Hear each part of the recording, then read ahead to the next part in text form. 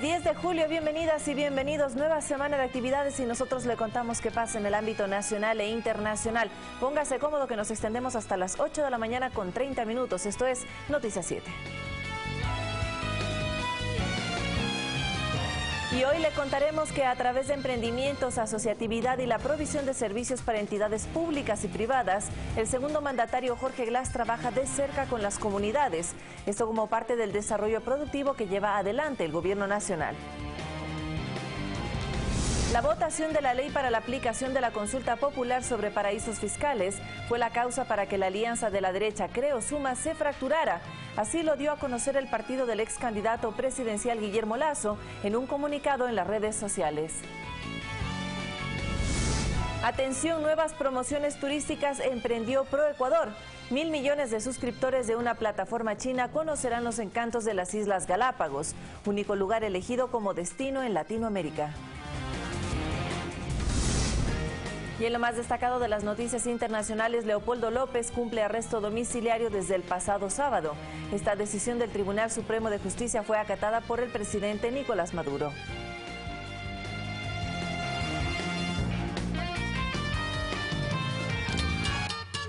Ecuador se levanta, hoy es lunes y en imágenes observamos el hemiciclo de la Rotonda, también conocido como Monumento a Bolívar y San Martín, ubicado en el Malecón 2000 a orillas del río Guayas, entre las avenidas 9 de octubre y Malecón Simón Bolívar, en el centro urbano de la ciudad de Guayaquil. La rotonda fue inaugurada en 1938 y con las postales de nuestra tierra le decimos bienvenidos.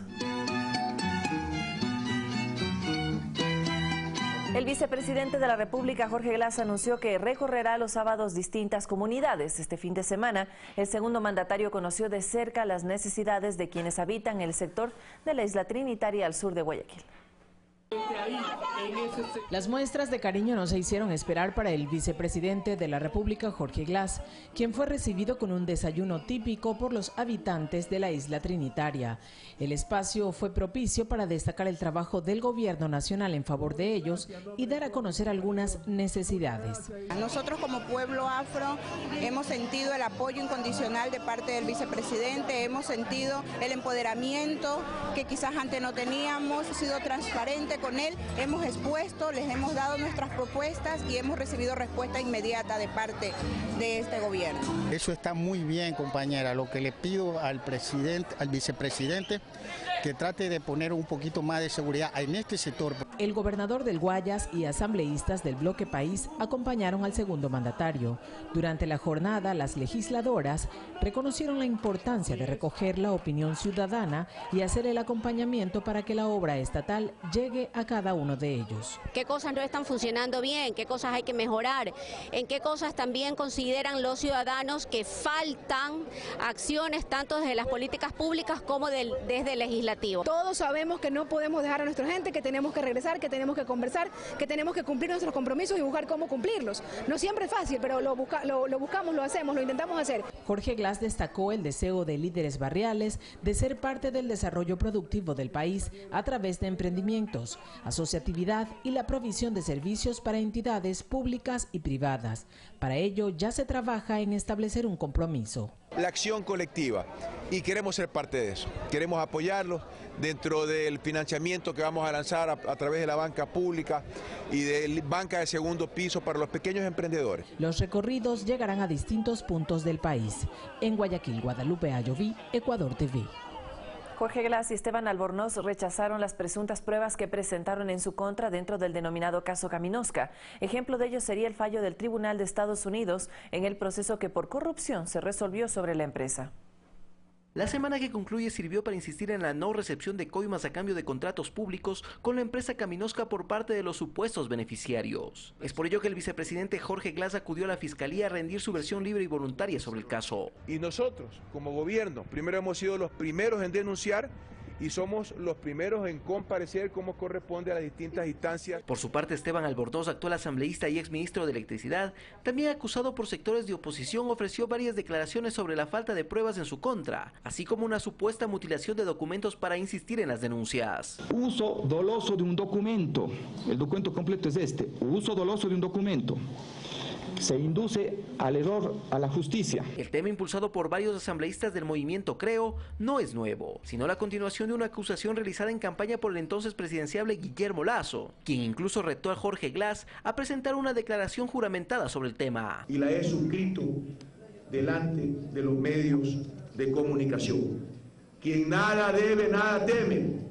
¿Y a quién estoy dando la cara? Previamente, el segundo mandatario había solicitado la indagación de los documentos hechos públicos en una supuesta investigación realizada por Diario Expreso, que sirvió de base para las posteriores acusaciones. Ya es el momento de poner un punto final a una campaña sistemática de destrucción de imagen, de afectación de la honra, de sembrar sospechas y dudas en la ciudadanía en medio de una campaña electoral. Para el esclarecimiento del tema, también se pidió que Contraloría audite las cuentas del vicepresidente. Además, se solicitó a 140 países para que informen si el segundo mandatario tiene depósitos en dichas jurisdicciones. Nada de esto ha arrojado prueba alguna en su contra. Alex Llanos, Ecuador TV.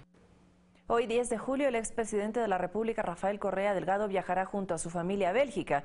El exmandatario, desde su salida del cargo, ha contado con un equipo de seguridad, tal y como se acostumbra en varios países de la región. Tal y como en varias ocasiones lo anunció, Rafael Correa viajará a Bélgica, país de nacimiento de su esposa. Lo hará este lunes 10 de julio precisamente acompañado de su cónyuge y su hijo menor Miguel. Se espera que el exmandatario arribe en horas de la tarde a la terminal aérea de Tababela, lugar en el cual miles de sus seguidores se han convocado a partir de las 13 horas para despedir al líder histórico del proyecto denominado Revolución Ciudadana. Desde su salida del cargo el pasado 24 de mayo, el expresidente ha contado con un equipo de seguridad, lo cual ha generado críticas de sus detractores. Esto a pesar de que se trata de una práctica muy común en los países de la región cuando un jefe de Estado culmina su administración. Solo por mencionar algunos ejemplos, en Estados Unidos los expresidentes reciben protección de por vida del servicio secreto, además de otras coberturas que incluyen viáticos para viajes. En Brasil, en cambio, un exmandatario tiene derecho vitalicio a 8 empleados pagados por el Estado, 4 de los cuales son para seguridad, así como 2 choferes y autos oficiales. Servicios similares reciben los ex jefes de Estado en México, Colombia y Perú. Alex Llanos, Ecuador TV. 6 de la mañana, 37 minutos. A través de comunicados en Twitter, la alianza que por época electoral formaron Creo y Suma llegó a su fin. La votación de respaldo a la ley de paraísos fiscales del partido del alcalde de Quito, Mauricio Rodas, fue la causa. La noche del jueves 6 de julio, la Asamblea Nacional aprobó la Ley de Paraísos Fiscales, normativa que viabilizará la voluntad popular establecida en las urnas a través de la consulta popular del 19 de febrero anterior, donde los ecuatorianos con el 55,12% estuvieron de acuerdo para que funcionarios públicos no posean capitales o bienes en este tipo de territorios. La votación en el legislativo, en cambio, alcanzó 107 votos. Se ha aprobado tal vez uno de los temas esenciales para la prevención y el combate contra la corrupción, con una votación también yo diría que histórica. Es que además del respaldo del oficialismo, la ley contó con los votos de los legisladores del Partido Social Cristiano, Integración Nacional e incluso de Suma, lo cual determinó la ruptura de la alianza que por motivos electorales había formado con Creo, partido de Guillermo Lasso, y cuyos 18 legisladores fueron los únicos que votaron en contra. Aprobar la ley como está es inhabilitar a Guillermo Lasso, intentar hacerlo. Mediante su cuenta de Twitter, Lasso puso fin a este acuerdo, al que considera ya no tiene sentido. La solidez de una alianza se prueba precisamente con decisiones difíciles que demuestran un contenido ético que va más allá de poses electorales, más allá de cálculos políticos. La respuesta de la gente de Suma llegó por la misma vía, y en su comunicado básicamente afirman que la alianza es con los ecuatorianos y la democracia. El pueblo es el supremo mandante y su opinión debe ser absolutamente acogida por quienes ejercen una función de elección popular. Contestación que generó otros reclamos de quienes fueran colaboradores de Rodas al inicio de su gestión. Es el caso del exsecretario de Desarrollo Productivo Juan Carlos Holguín, quien señaló: Lo digo claro y fuerte, Rodas es una vergüenza para la política, con P mayúscula. Hay que tener decencia y honestidad en todo sentido. De esta forma, Mauricio Rodas continúa restando respaldo si se toma en cuenta que en la semana que concluye la concejal Carla Ceballos se desafilió de Suma, por entre otras cosas, la alianza con Creo, la cual según ella nunca habría sido socializada con los militantes. Alex Llanos, Ecuador TV. En otro tema, la posibilidad de solicitar el criterio de un menor de edad en custodia dentro del proceso judicial es uno de los temas que mayor debate genera en el proyecto de reforma al Código de la Niñez y Adolescencia. La idea primordial sigue siendo el respeto al interés superior del niño.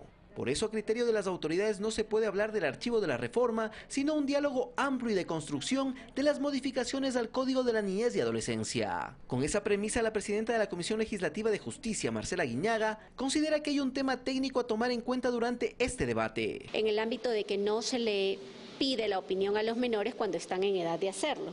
¿Con qué padre o con qué madre quisieran quedarse a vivir? Creo que ese es un problema técnico que hay que corregir. El tema podría dar esta facultad a los jueces, algo que desde la Judicatura, su titular Gustavo Yalc, afirma están preparados para tan delicada competencia. Bueno, para eso están los jueces, justamente para evaluar todos los elementos que sin victimizar a nadie le permitan tener mayores elementos para poder decidir. Yalc recalca que la clave siempre será un trato particular para cada caso. Que no se puede establecer un enlatado que sirve para todo. El juez tiene que tener capacidad de decisión, sin duda, formación para poder decidir, elementos jurídicos para poderlo hacer, y yo creo que es válido que haya estas reflexiones y estas posibles reformas. Pero este aspecto, que será parte del debate, también deberá incluir un proceso previo de mediación, algo que se tiene claro en el legislativo. El proyecto también establece la obligación de que vayan a mediación para bajar las tensiones entre las partes. Recordemos que los progenitores van a ser progenitores hasta el último de sus días. Según las autoridades de justicia, la mediación ha tenido un impacto positivo en la resolución de estos procesos de patria compartida. Alex Llanos, Ecuador TV.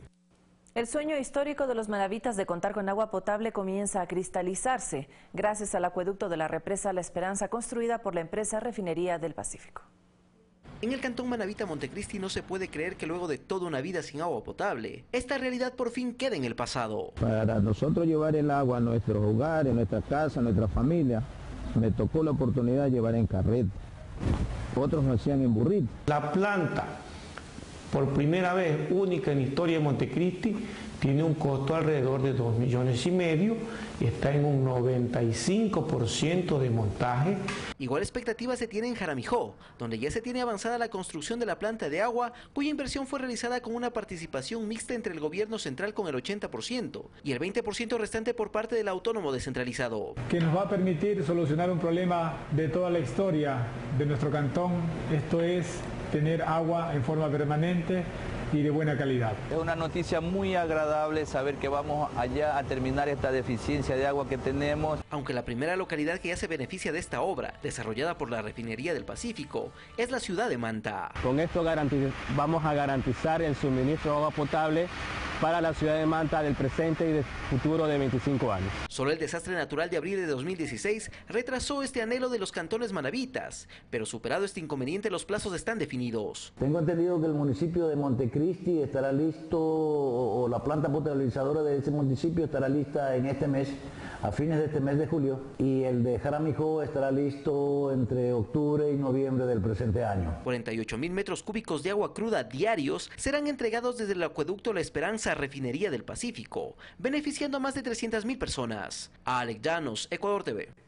Atención, porque el plan de liquidación del antiguo Banco Nacional de Fomento incluye un recorrido por todo el país cuyo objetivo es recuperar la cartera vencida de la institución. Para ello se ofrece a los clientes acogerse a la reestructuración de las deudas. Tenemos detalles para ustedes. Betty llegó desde Jipijapa para consultar si podía reprogramar el pago de un crédito de $3.500 que no pudo cancelar a tiempo en el ex Banco de Fomento. Los asesores revisaron su expediente y la respuesta fue positiva. Porque ya nos van a reestructurar, nos han dado un tiempo también, unos años para poder pagar la deuda. Como ella, decenas de ciudadanos acudieron hasta la Universidad Técnica de Manabí en Portoviejo, donde se socializó la Ley de Remisión de Intereses y Recargos Judiciales, que es el soporte jurídico para el refinanciamiento de aquellas deudas que ya se consideraban como cartera vencida. La normativa está vigente desde este 2017. Este es el mejor momento para que ellos conozcan en qué consiste, cuál es el tiempo. Los principales argumentos para haber caído en mora fueron las pérdidas de cosechas, principalmente en el sector agrícola. Fue el invierno que salió mal y en ese tiempo no teníamos seguro agrícola. Primero nos afectó el invierno, después el terremoto. ¿Qué le parece la oportunidad de reestructurar? Sí, muy bien, muy bien. Eso es un apoyo muy grande para los que tenemos deuda y poder salir adelante. En la provincia de Manabí, el ex Banco de Fomento tiene 6.121 clientes con deudas pendientes, de los cuales ya 300 han accedido a la reestructuración. Y en total a nivel nacional son 29.000 clientes que son nuestros potenciales clientes para poder aplicar la ley.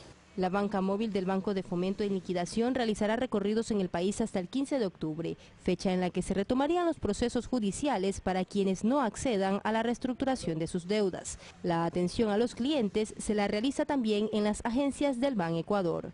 Karen Ceballos, Ecuador TV.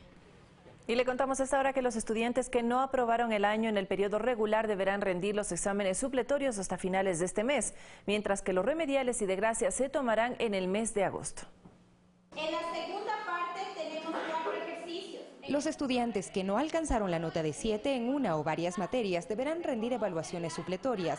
Para ello asisten a clases de recuperación, según explica la rectora del Colegio 24 de Mayo, Nelly Niño. 15 días en donde ellos pueden solventar sus dudas, sus inquietudes, sus desfases. Además, para afrontar este reto académico se recomienda utilizar adecuadas técnicas de estudio. Por ejemplo, que cuando se haga una lectura, los chicos tienen que subrayar, por ejemplo, hacer mapas conceptuales, definir a veces dibujos para poder aprender.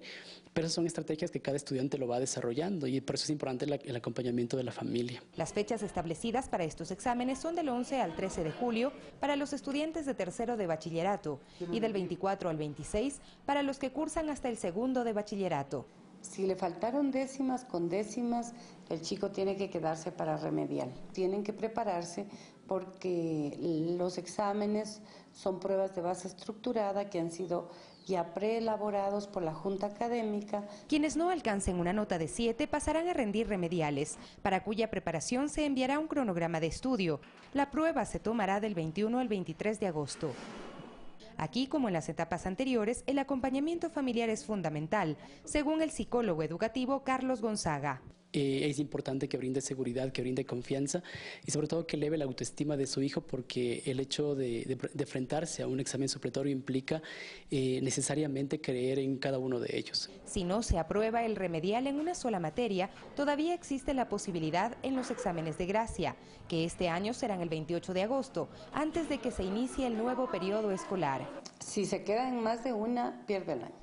Según el análisis del Colegio 24 de Mayo, este año se redujo el número de estudiantes que rinden estas pruebas de gracia. Sofía Montoya, Ecuador TV. La Secretaría Nacional de Educación Superior, Ciencia, Tecnología e Innovación informó que a partir del próximo 20 de julio se darán a conocer los procedimientos de postulación y acceso a universidades e institutos técnicos y tecnológicos sobre la base del examen Ser Bachiller, así como otras variables obtenidas por el organismo. Se solicitó además que la ciudadanía tome en cuenta la información oficial que será emitida por la CENESID. Y en Guayaquil, la organización Latin King contó un poco más de su historia y cultura. El trabajo con la ciudadanía y el aporte a la lucha que tiene el gobierno nacional para combatir el problema social de las drogas fueron expuestos en una casa abierta. Los Latin King acogen en la Casa Urbana de Guayaquil a todo tipo de organizaciones para trabajar por el bien de la comunidad. Así lo destaca el asambleísta provincial Ronnie Aliaga. Esto aquí es donde confluyen y nosotros lo que hacemos es gestionar a través de la experticia que tienen o el profesionalismo que pueden tener miembros de nuestra organización, cursos gratuitos para la ciudadanía. De manera gratuita se brindan cursos de peluquería, barbería, limpieza, entre otros. La Casa Urbana de Guayaquil cuenta además con un estudio de grabación para potenciar a nuevos talentos musicales. Claro que en otro tiempo éramos un problema, ahora somos solución.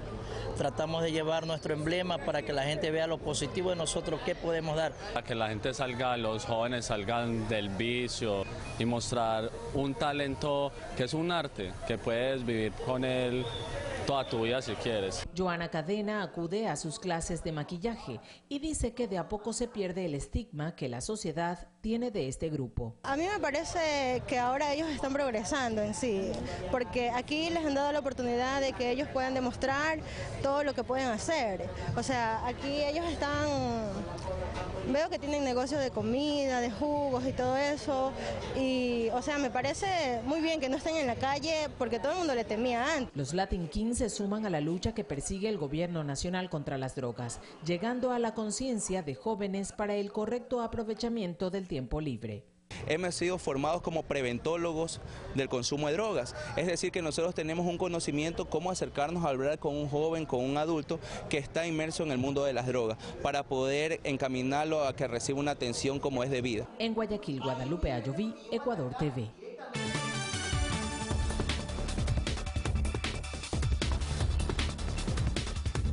Es momento de revisar las noticias internacionales. Preste mucha atención. El líder opositor venezolano Leopoldo López fue liberado la madrugada del sábado de la cárcel militar del Ramo Verde y puesto bajo arresto domiciliario, donde terminará de cumplir su condena de 14 años.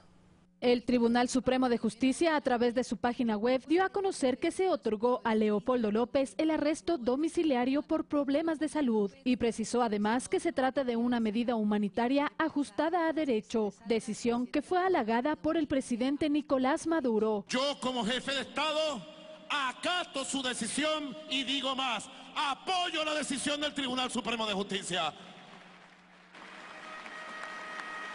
De la medida sustitutiva de casa por cárcel. Y ustedes saben las diferencias absolutas y profundas que tengo con el señor LL. Y espero, así lo digo, esta medida de la Comisión de la Verdad, Justicia y Paz y del Tribunal Supremo de Justicia sea entendida y el señor LL lance un mensaje de rectificación y de paz, porque el país quiere paz. Tras salir del centro penitenciario, López, ya en su domicilio, envió un mensaje en una carta leída por su coideario Freddy Guevara. Esto es un paso hacia la libertad. No tengo resentimiento alguno y tampoco voluntad alguna de claudicar en mi lucha. Mientras que Lilian Tintori dio a conocer detalles de por qué su esposo salió de la cárcel de Ramo Verde. No hubo negociación para que Leopoldo esté en su casa. Fue una decisión unilateral del gobierno de Nicolás Maduro. La Organización de las Víctimas de las Guarimbas acató la medida en aras de preservar la paz en el país. Más de 3 años de reclusión cumplió el fundador de Voluntad Popular en la cárcel de Ramo Verde en Caracas, acusado y hallado culpable de instigar a la violencia, de asociación pública para delinquir y por daños a la propiedad e incendio. Además, porque en las protestas lideradas por él en el año 2014, 43 personas murieron y más de 800 resultaron heridas. Fernanda de la Bastida, Ecuador TV. Mientras tanto, en ese país arrancó la campaña electoral por la constituyente. Esta se extenderá hasta el 27 de julio a la medianoche, 3 días antes de que se celebren las elecciones, de acuerdo al cronograma del Consejo Nacional Electoral venezolano. Entre los candidatos del oficialismo están la ex canciller Delcy Rodríguez, Héctor Rodríguez y Cilia Flores, mientras que la oposición agrupada en la Mesa de la Unidad Democrática no participará en este proceso electoral. La Asamblea Nacional Constituyente estará integrada por 545 venezolanos, de ellos 173 miembros sectoriales y 364 territoriales. En otro punto del planeta, tras 3 años en el poder del autodenominado Estado Islámico, la ciudad de Mosul, en Irak, fue liberada por el ejército luego de una batalla de casi 9 meses.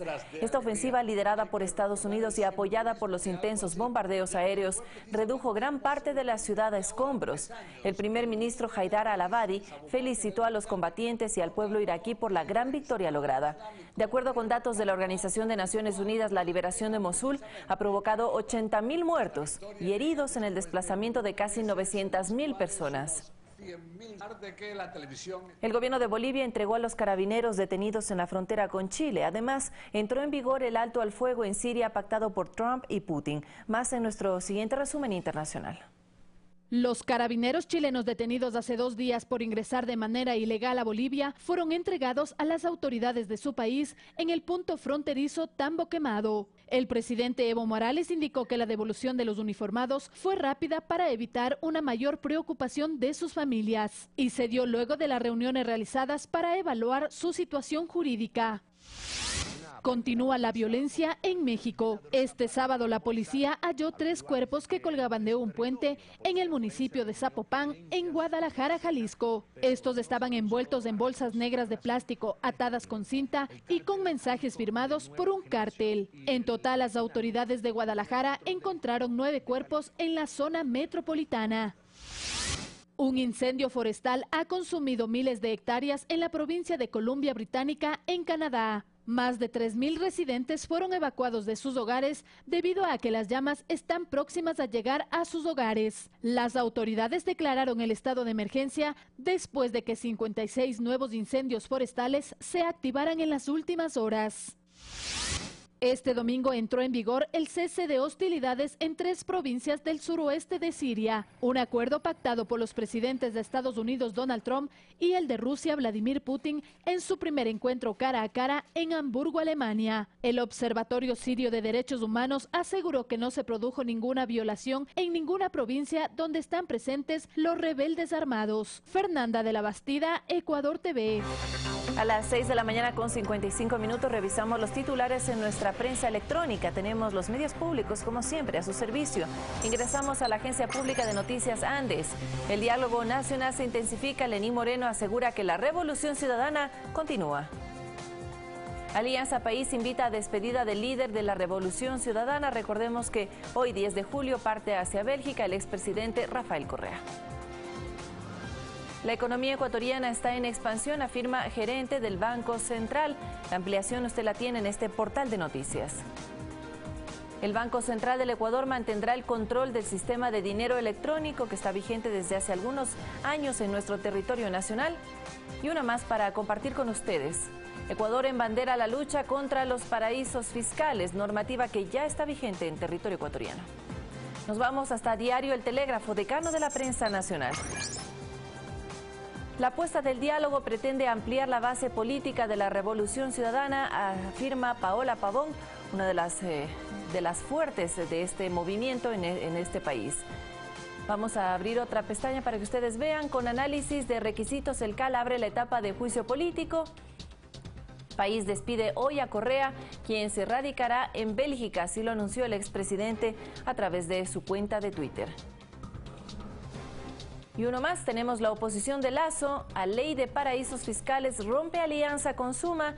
Se intercambiaron algunos comunicados en este fin de semana de las distintas organizaciones en donde dijeron fin a esta alianza política. E ingresamos en este momento al logotipo de los medios públicos, www.mediospublicos.es. Ahí está información que usted puede ampliar. El equipo, por supuesto, también tiene todo lo que pasa en el campeonato nacional que se pone al rojo vivo en esta segunda fase. Y, por supuesto, también si avanzamos un poco en nuestro recorrido, podrá usted también revisar lo que tiene que ver con nuestros programas de opinión y familiares. Están los programas de Café TV, por supuesto, también tenemos Pulso Político con Carlos Rabascal. Los noticieros, si usted se los perdió, y por supuesto el avance de otros que tienen que ver con Café TV, como ya lo dijimos, y al mediodía hoy estaremos hablando a las 12 en punto de las enfermedades del aparato reproductor femenino. No se lo pierda. Momento de hacer una pausa. Al regresar estará con nosotros Carlos Rabascal con sus invitados construyendo pensamiento crítico, así que no se lo pierda. Venimos en unos minutos. Esto es Noticias 7. Hoy, inicio de semana, póngale ganas y póngale corazón a todo lo que haga.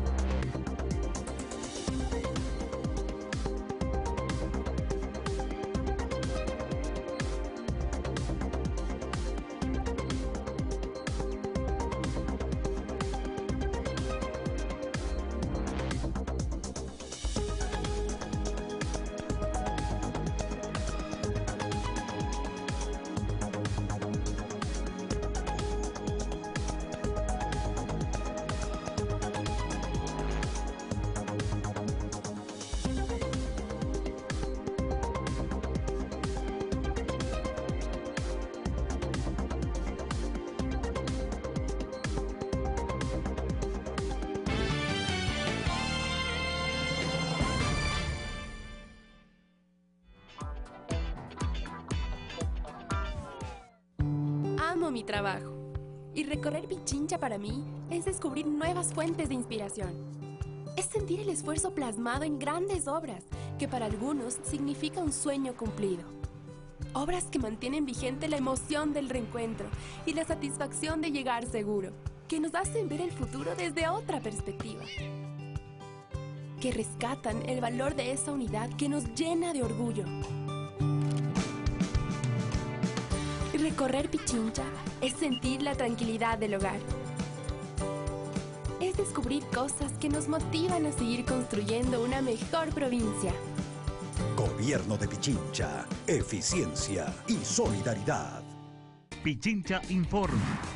Todos los jueves, 9:30 de la mañana por Ecuador TV. Y su reprise los sábados a las 18:30. Pichincha informa. Enfermedades del útero, de los ovarios, de las glándulas mamarias. La verdad es que hay muchas afecciones que pueden complicar el normal funcionamiento del aparato reproductor femenino. Y los avances de la ciencia, Vanessa, han logrado que las complicaciones y los síntomas sean muchísimo menos complejos que antes. Por eso tendremos a especialistas. Así es, hablamos de prevención. Lunes de salud aquí al mediodía, no se lo pierda. Como siempre, por Ecuador TV.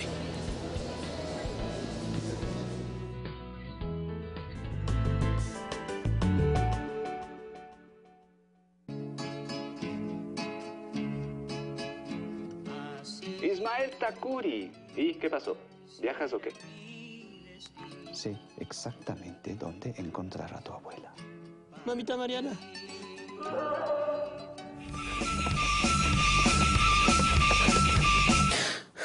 Escúchame bien. Si es que te detienen en el camino, tú no eres ecuatoriano. En Primer Plano presentamos Vengo Volviendo. Este domingo 22 horas.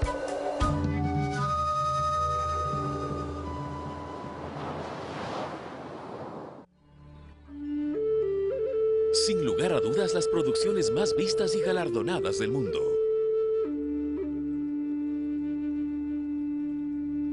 Documentales de gran interés. Y mundialmente reconocidos.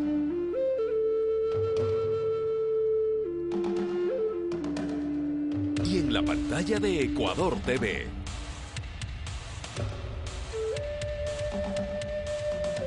Los especiales de la BBC. De lunes a jueves, 20 horas.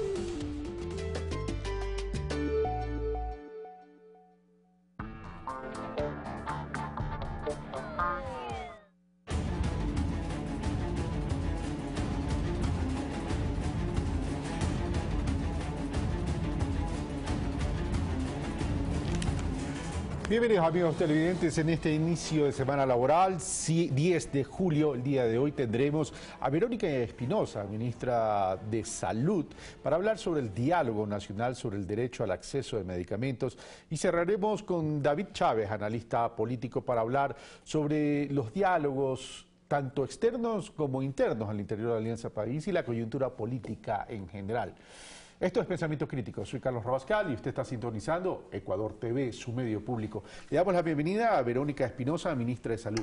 Diálogo nacional en relación al acceso de medicamentos.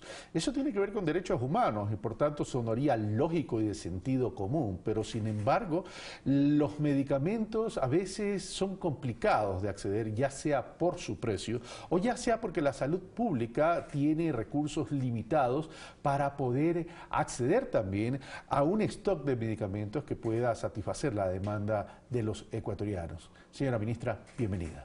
Muchísimas gracias. Buenos días, Carlos. Buenos días con todos quienes nos acompañan esta mañana. Precisamente el tema del acceso a medicamentos es una parte comprensiva del derecho a la salud, pero probablemente dentro de los problemas que tiene que enfrentar un sistema de salud, el acceso a medicamentos es uno de los que ponen más tensión, no solamente en los sistemas de salud de los países que estamos en vías de desarrollo, sino inclusive los sistemas de salud que tienen y cuentan con mayor cantidad de recursos. El acceso, los medicamentos son parte fundamental del derecho a la salud, sin duda alguna. Ahora, tampoco podemos hacer este símil de que un medicamento necesariamente es el derecho a la salud en sí mismo, porque la atención integral va muchísimo más allá. Y como bien lo mencionaba usted, la dificultad que tiene que enfrentar un país para garantizar ese acceso a medicamentos no es un problema solo del Ministerio de Salud Pública, eso es un problema del Estado en su conjunto. Estamos hablando de recursos, estamos hablando de sostenibilidad del sistema, de precios, de la corresponsabilidad de una industria farmacéutica que tiene que mantener abastecido el sistema de estos productos y asimismo el uso racional.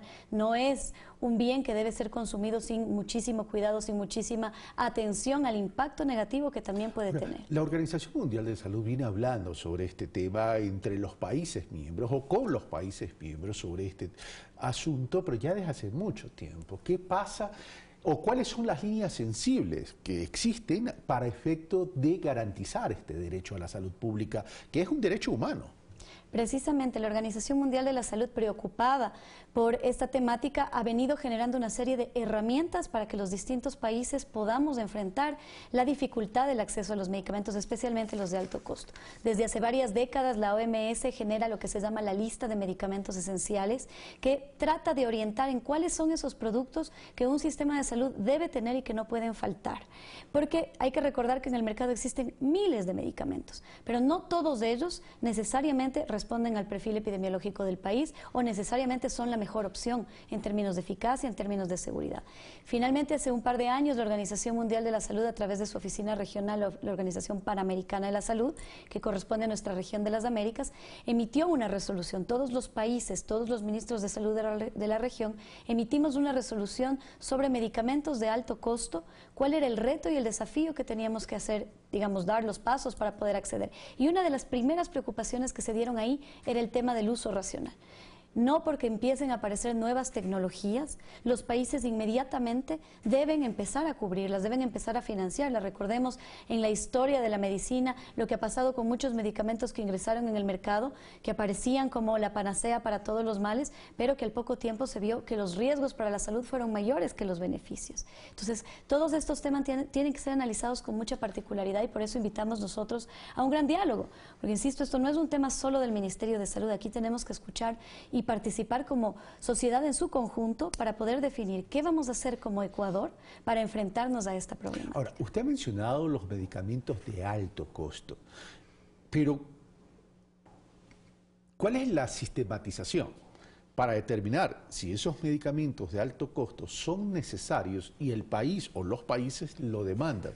¿Esto tiene que ver con enfermedades críticas, catastróficas? Precisamente, Carlos. Siguiendo las recomendaciones de la Organización Mundial de la Salud, el Ecuador ha definido su propio listado de medicamentos esenciales, que es el Cuadro Nacional de Medicamentos Básicos. Tiene más de 780 medicamentos, entre ellos más de 271 medicamentos para el manejo de enfermedades catastróficas que pueden ser de muy alto costo. Entonces, hay un poco un mito de que el Estado solamente cubre medicamentos baratos, y eso no es así. Nuestro cuadro básico tiene muchos medicamentos de estos de alta complejidad y de alto costo. Sin embargo, nuevamente, tenemos que salvaguardar que aquellos medicamentos que el Estado está entregando, que el Estado va a garantizar sean la mejor opción en términos de calidad, seguridad y eficacia. Incluso, nuestro cuadro básico cubre más del 98% de los problemas de salud que podemos tener los ecuatorianos. ¿Qué pasa con ese 2% restante? ¿Qué pasa con esas enfermedades raras, específicas, una enfermedad catastrófica que no respondió al tratamiento clásico? Hay una vía para adquirir esos medicamentos también por excepcionalidad. Y ahí viene un análisis técnico muy minucioso. No es un análisis que depende de la buena voluntad de la ministra o, digamos, de si nos sobraron recursos compramos y si no nos sobraron no compramos. Es un análisis técnico basado en lo que se llama evaluación de tecnologías sanitarias, que son las mejores recomendaciones internacionales de basarnos en la evidencia científica, no necesariamente en la experiencia empírica, porque en estos temas la evidencia científica ha demostrado ser la herramienta más firme para decisiones. Pero ¿cómo lograr esto, señora ministra? Porque aquí tenemos algo, o sea, las enfermedades catastróficas existen, se requieren medicamentos, pero resulta que quienes fabrican los medicamentos son los laboratorios y por lo general para las enfermedades catastróficas son los laboratorios, las transnacionales, laboratorios farmacéuticos, y ellos investigan, producen y ponen el precio. Entonces, ¿cómo combatir eso?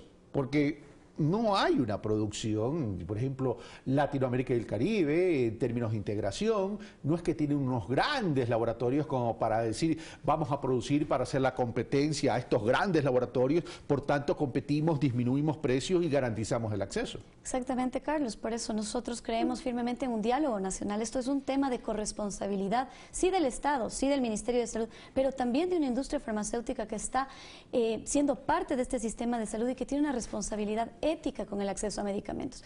Los medicamentos son un bien social, responden a ser un bien público y en ese sentido la industria farmacéutica, la determinación de precios tiene que ser coherente. No puede ser que haya medicamentos para enfermedades catastróficas que en el Ecuador cuestan hasta 10 veces más que en países vecinos o incluso en países en Europa. ¿Dónde está la lógica y la responsabilidad con la ciudadanía? Pero usted plantea un diálogo nacional, pero esto va más allá del diálogo nacional, va a un diálogo mundial realmente. Es decir, en el diálogo nacional, ¿con quién hablar? Porque los laboratorios nacionales tienen la capacidad para aquello. Bueno, yo creo que aquí hay muchos actores involucrados. Es un tema de financiamiento. Como nunca antes en la historia, en estos 10 años, empezó a atender enfermedades catastróficas. Recordemos que antes de este gobierno, antes de la Revolución Ciudadana, no había cobertura para enfermedades catastróficas. Hoy por hoy, el presupuesto solo del Ministerio de Salud Pública y Medicamentos es de 318 millones de dólares anuales. Además, gastamos casi 130 millones de dólares en derivaciones a pacientes que son atendidos en Solca para enfermedades catastróficas del grupo de oncológicas. Esta enorme inversión tiene un límite. Todos los sistemas de salud tienen presupuestos limitados, no porque no se quiera asignar más, siempre, como dicen en economía, las necesidades son infinitas y los recursos son limitados y debemos ser racionales en cómo vamos a invertir. ¿Tenemos estadística cuántos pacientes estamos atendiendo en términos de enfermedades catastróficas? Bueno, hay varios números porque las enfermedades catastróficas son diversas y recordemos el concepto de una enfermedad catastrófica. Una enfermedad catastrófica es aquella que por su impacto económico puede terminar empobreciendo a la ciudadanía, al individuo o inclusive a la sociedad en su conjunto. En el Ecuador, por ejemplo, nosotros estamos atendiendo el 100% de las personas con insuficiencia renal crónica que requieren de diálisis de manera pública. Esos son más de 4.000 pacientes solo en el Ministerio de Salud Pública y alrededor de 7.000 pacientes en todo el Sistema Nacional de Salud. ¿Qué significa esto? Una diálisis puede llegar a costar más de $1.000 las sesiones de manera mensual. Me parece que es alrededor de $1.400 mensuales. Además de una serie de gastos adicionales. Si el Estado no cubriría esos gastos, son 100 millones de dólares aproximados que gasta el ministerio solamente en este tema. Entonces empieza a hacerse una bola gigantesca de necesidades económicas y por eso el diálogo implica de dónde vamos a obtener las fuentes de financiamiento. Vamos a invertir más en salud, vamos a generar vías de financiamiento para salud, vamos a hacer, ¿cómo hacemos más eficiente ese gasto? Hay intervenciones que pueden sonar muy bien, pero tal vez no son la mejor opción. ¿Cuánto invierte el país como Estado ecuatoriano en la adquisición de medicamentos anualmente? Como le mencionaba, solamente el Ministerio de Salud Pública está invirtiendo 318 millones de dólares anuales, con un crecimiento sostenido. Solamente entre el 2015 y 2016 hubo un crecimiento del 14% en el gasto en medicamentos. ¿Y en toda la red de salud pública? 7 veces la inflación. Y en la red pública integral de salud el gasto alcanza más de 700 millones de dólares. Más de 700 millones de dólares.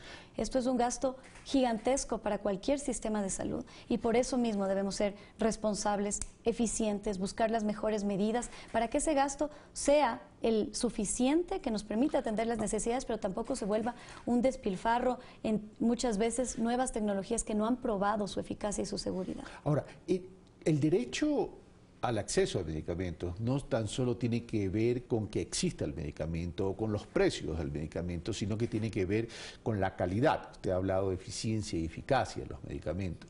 ¿Cómo asegurarse de que esos lotes que se compran de medicamentos, uno, sea lo que la población necesita, dos, que responda a la calidad y tres, que el stock que se compra sea suficiente con base en la demanda de la población?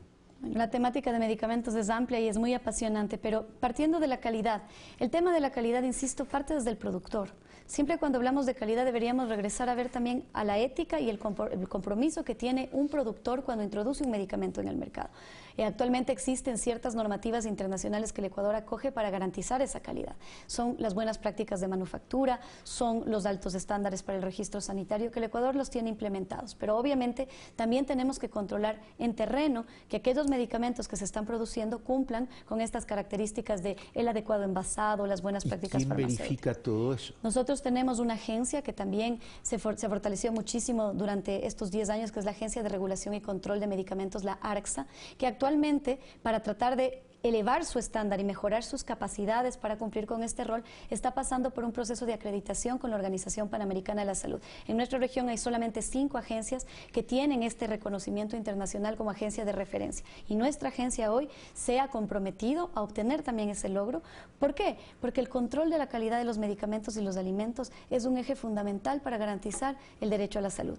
Como usted decía, no solo es tener el medicamento, es que ese medicamento tenga la calidad adecuada, tenga la eficacia adecuada, sea la mejor alternativa para ese paciente. Y eso ha implicado que los países tengan esto que se denomina agencias regulatorias. La nuestra es del ARCSA, ha dado grandes pasos para tener este reconocimiento internacional que le permitirá estar vis a vis con agencias como la FDA, como la EMA, con agencias como Anvisa en Brasil, ANMAT en Argentina. Y bueno, es un reto que tenemos, insisto, este es un tema del país, la sociedad en su conjunto tiene que avanzar a responder a estas inquietudes que hoy se nos han planteado de cómo vamos a lograr garantizar el acceso a medicamentos. Usted ha mencionado la Organización Panamericana de Salud y también hemos mencionado durante este diálogo a la Organización Mundial de la Salud. En ese sentido, habíamos hablado de que este es un tema de los derechos al acceso a medicamentos que se está debatiendo a nivel mundial. ¿Qué tanto ha avanzado y qué solución se puede avisorar en el mediano o en el largo plazo? No digo en el corto plazo porque lo veo bien complicado, a efectos de poder combatir todo este posicionamiento de medicamentos muy caros que limitan el acceso. Bueno, yo creo que se han dado pasos importantes a nivel mundial, inclusive la Organización Panamericana ha hecho grandes reconocimientos, por ejemplo, el tema de las patentes. Las patentes se convierten en un limitante al acceso en el sentido de que generan un monopolio legal. El dueño de la patente es el único que puede comercializar ese medicamento durante la duración de la misma, al precio que sea.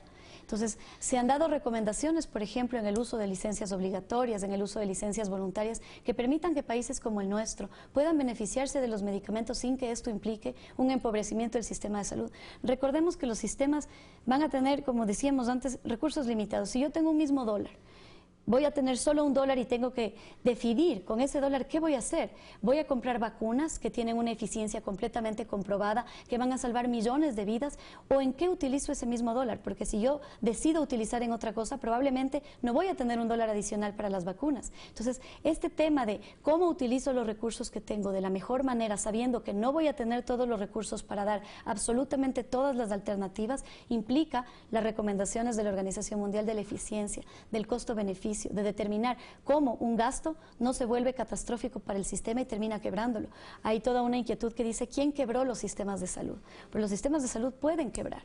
Y si quiebra un sistema de salud, la repercusión para una población es catastrófica, es fatídica, porque no habrá quien se encargue de cuidados básicos como la vacunación, de cuidados básicos como las mujeres embarazadas, como los pacientes viviendo con VIH. Entonces, ¿quién quebró a los sistemas de salud? ¿Fueron los ministerios de salud que no gastaron adecuadamente sus recursos? ¿Fueron los sistemas judiciales que ponían demandas al Estado para medicamentos que no podían ser financiados? ¿Fueron los sistemas legislativos que no generaron un entorno legal para garantizar financiamiento sostenible para los sistemas de salud? Y esa es una inquietud que este diálogo pretende plantear. ¿Qué vamos a hacer para que nuestro sistema de salud no viva 5 años, no sea sostenible en los próximos 10 años, sino para los próximos 100 años? Y eso es un reto para cualquier país. ¿Le puedo aportar con algo? Claro que sí. Trabajar en medicina. Bienvenido al diálogo. Trabajar en medicina preventiva. Se ahorraría mucho dinero y estaríamos combatiendo a esos medicamentos caros. Carlos, eso es, por ejemplo, una de las principales medidas y donde menos nos gusta apostar. El hacer un Papa Nicolau, por ejemplo, un examen del cuello del útero, nos cuesta entre $4 y $6. El tratamiento de un cáncer avanzado de cuello del útero puede llegar a costar entre $60,000 y $120,000.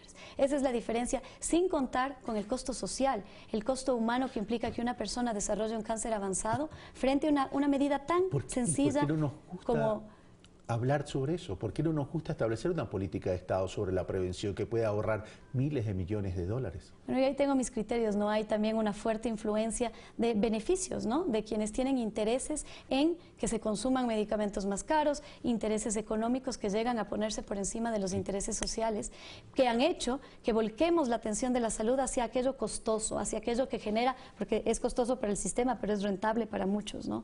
Recordemos eso.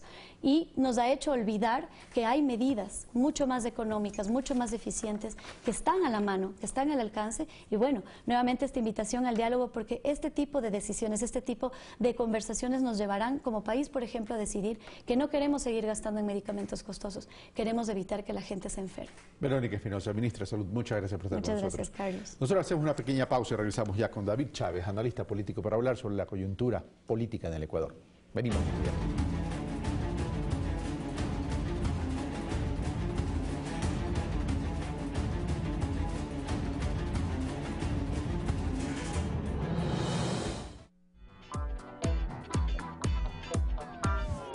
Revista Barcelona edición 10. Máximo Banguera, al mejor nivel, en su mejor momento profesional y personal. Ganamos a Botafogo en su casa. Un triunfo que demuestra que estamos hechos para llevarnos la Copa Libertadores. De nuevo ganamos en el Atahualpa. El campeón dejó atrás a la Católica. Barcefest, una fiesta amarilla que desea institucionalizarse. Cristian Alemán, entre los mejores jugadores de la Copa. Jimmy Montanero, una gloria BSC, que ha dado todo por su equipo. Todos los partidos de las fechas que ha jugado el ídolo. Además, busque los códigos QR Escanéelos con su celular y vea las entrevistas exclusivas de jugadores, directivos y más novedades amarillas. Ya en circulación. Encuéntrala en Pharmacies, Fibeca, Supermaxi y Mi Comisariato o con tu canillita favorito a solo $3. Síguenos en Facebook, Twitter, YouTube, Instagram, @revista BSC. ¿Terminaste? Oh, sí, terminé. Son estrechos. ¿Eh? ¡No puedo pasar el pie! ¡No! ¿Qué hago? ¿Qué hago? ¿Qué eres? ¿Un vestido? Encantada. Gracias por venir. Yo soy la modista. ¿Y?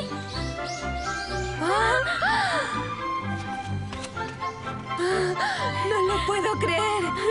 Me queda bien. Clavel, de lunes a viernes, 19:30.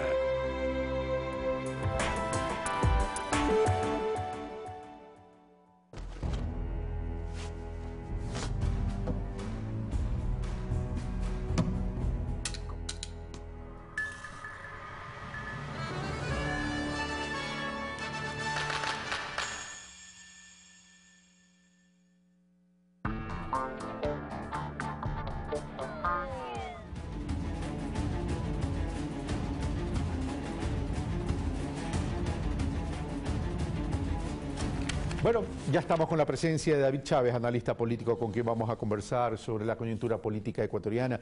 Bueno, para hablar de la coyuntura política ecuatoriana deberíamos tener dos escenarios. El escenario externo, es decir, el gobierno hablando con Raimundo y todo el mundo, y el escenario interno. Comencemos por el escenario externo. El presidente Moreno un poco ha tomado distancia, no solo es un cambio de estilo, sino también ha tomado cierta distancia en términos de su visión de lo que el país requeriría, a diferencia del gobierno anterior de Rafael Correa de los 10 años anterior.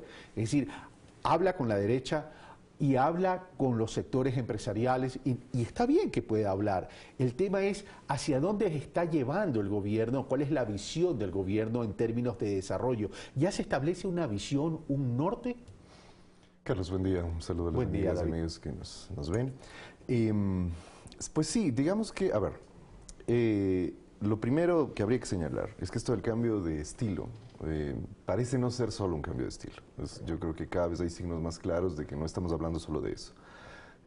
Además que de algún modo sería inevitable, porque pensar que solo es el estilo personal de quien lidera el proceso político el que marca el proyecto político o el que marca la tendencia de una línea política en el poder es sencillamente absurdo.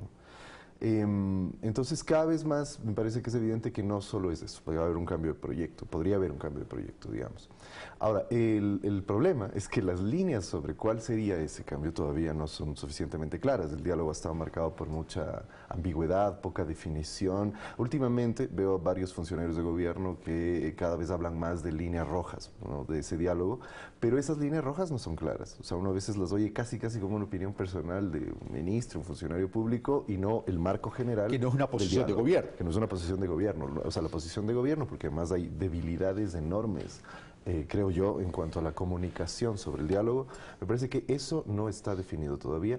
Y yo señalaría un último elemento. Mi impresión es que ya en términos de la correlación de fuerzas políticas, la fuerza política que sale fortalecida de esto es la derecha, la oposición de derecha. Curiosamente no la de Lazo, pero sí los socialcristianos, Suma, que interesantemente se desmarcó de Lazo y se metió en esta andanada, y el sector morenista de Alianza País, ¿no? Ahora, tú hablabas de no solo es un cambio de estilo, sino un cambio de visión incluso. Pero pongamos dos elementos, el tema de la gobernabilidad política, y el otro elemento es, también va a depender de cómo esté la coyuntura económica del país. Y en ese sentido, saliendo de una recesión, necesitando la inversión privada para dinamizar la economía, el propio gobierno ha dicho, el sector privado o el sector productivo tiene que ser el motor de la economía. ¿Eso no serían las bases o los elementos que le preocupan al gobierno para entrar directamente a este diálogo? A mí me parece que sí, creo que eso ha sido de las pocas cosas claras, ¿no? Es decir, digamos, uno podría cuestionar eso, ¿no?, de que entran deslegitimados, que sería el primer presupuesto, ¿no? Entramos deslegitimados, entonces tenemos que generar condiciones de gobernabilidad. Y en segundo lugar, hay una crisis económica severa, entonces hay que dar ciertos virajes de timón, digamos, para poder sostener la economía. El problema es que eso no sigue siendo claro. Es decir, porque de alguna manera, yo entiendo, a los políticos no se les puede pedir ese nivel de claridad en ciertos momentos como para salir a decir, porque asumir ambas cosas sería decir el modelo implementado por el correísmo fue equivocado, que es el discurso de la derecha. Creo que de facto, precisamente, asumir la agenda de la derecha, en buena medida, como una salida política y como una salida económica, está diciendo implícitamente eso. Y a eso es a lo que yo me refiero con que no creo que sea solo un cambio de estilo, porque además Lenín Moreno ha dado, en eso sí ha dado señales claras, no solo de distanciarse de Correa, sino de contraponerse a Correa, ¿no? O sea, cada vez ha sido ese último cruce de tweets que hubo la semana anterior, fue ya como que una muestra muy clara de que hay una contraposición, no es solo, no solo tomar distancia, digamos. Ahora bien, claro, el problema ahí es que esos son los puntos fuertes de lo que significó el modelo de la Revolución Ciudadana. Y si Lenín Moreno y su equipo no está de acuerdo con eso, supone que entonces no está de acuerdo con lo que fue el proyecto político de la Revolución Ciudadana. Digo, en un ataque de ética sería interesante verles asumiendo esa posición, diciendo, sí, este proyecto es equivocado y vamos a volver al proyecto en que se le entrega el control a la... Esa es la parte que no queda clara, David, porque se hablaba de un proceso y el propio Correa decía, esto es un proceso en términos de poder sentar los pilares fundamentales del desarrollo, la competitividad sistémica, por un lado, lo cual requirió ingentes recursos en términos de inversión o el gasto de inversión público que dinamizaba la economía. Pero ese es un tema o una fase que ya se cumplió. Y el propio Correa decía, ahora tenemos que pasar a una instancia, decía dos instancias realmente. Una, pasar de las bases ideológicas a la eficiencia ideológica de los servicios públicos del Estado en sí. Y el otro era ahora incluir a la inversión privada en este dinamismo de desarrollo. Es decir, si eso es lo que dice el expresidente Correa durante esos 10 años, lo que había que hacer, ¿por qué tomar esa distancia o por qué creer que lo que se hizo durante los 10 años está mal y ahí se genera la pugna? A ver, eso me parece un punto muy interesante porque sí, efectivamente este es un proceso que se dio desde antes ya en Alianza País, es decir, esta especie de moderación respecto del proyecto de las líneas fuertes del proyecto de Alianza País, ¿no? Efectivamente, porque creo que en algún momento se empezó a sentir que a los sectores empresariales y demás no se los podía tocar, digamos, es decir, porque además hay que tocarlos para generar redistribución. El primer proceso, los primeros 6, 7 años de la Revolución Ciudadana fueron principalmente eso, ¿no? Es decir, ajustar lo que generó tributaria, etcétera, etcétera, lo que generó confrontación. Pero ahí es donde está el punto de quiebre, es decir, creo que bueno, eso también debería ser claro. Entonces, digamos, si la línea va a ser continuar en frenar las reformas del correísmo, entonces debe ser claro. El problema es que cuando decimos va a haber continuidad o no va a haber continuidad, el problema fundamental es que no hay claridad sobre esa continuidad. Personalmente, yo creo que eso significaría un retroceso, porque el problema es que nosotros tenemos unas élites empresariales bastante complejas, ¿no? Al final de cuentas, a pesar de la confrontación que se generó en los años del correísmo, hubo dos fenómenos a los que hay que prestarles mucha atención. Por un lado, una muy fuerte concentración de la economía en grupos muy pequeños y muy poderosos. Y en segundo lugar, una lógica de acumulación y ganancia capitalista increíble.